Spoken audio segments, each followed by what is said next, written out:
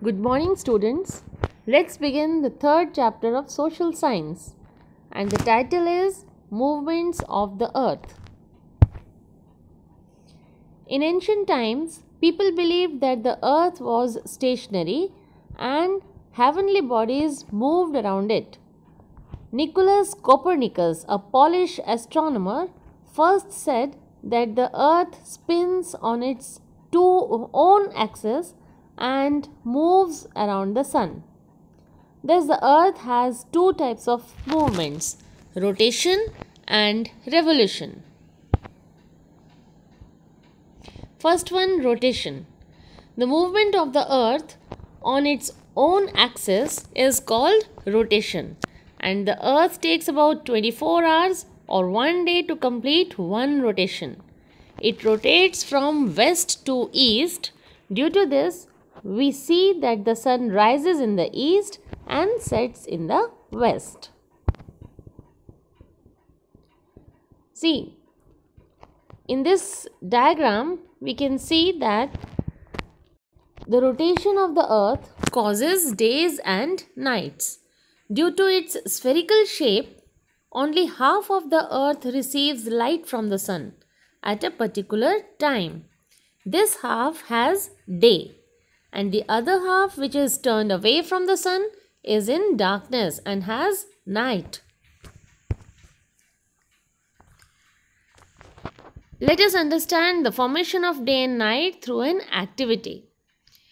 आप एक टॉर्च ले सकते हैं और एक ग्लोब, और जब हम टॉर्च की रोशनी ग्लोब पर डालेंगे तो हम देखेंगे कि ग्लोब का आधा हिस्सा ही लाइटेड है, जबकि आधा हिस्सा अंधकार में है। इसमें आप कोई भी दो कंट्रीज़ के नाम ढूंढ सकते हैं जो एक कंट्री लाइट वाले हिस्से में हो और दूसरा डार्क वाले हिस्से में। Now slowly rotate the globe. What do you see?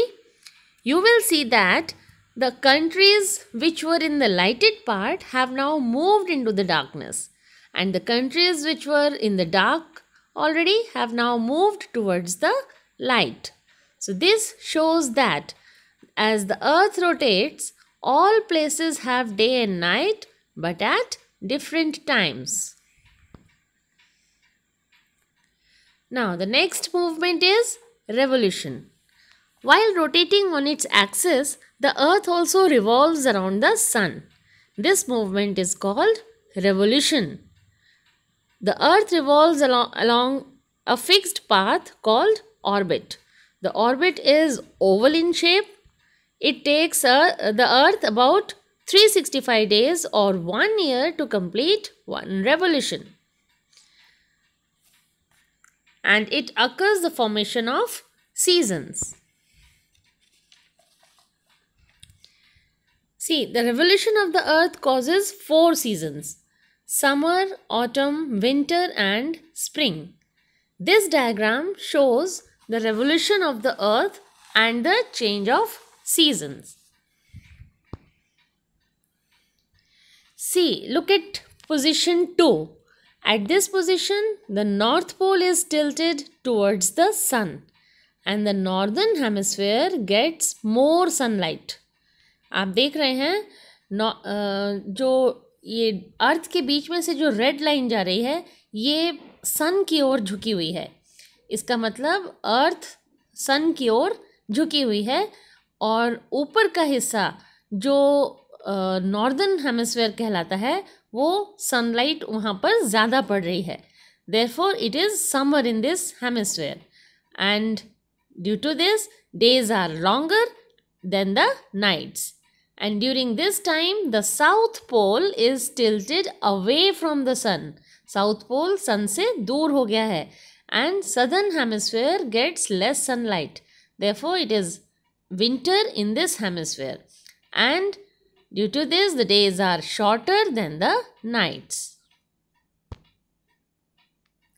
Now look at the position 4.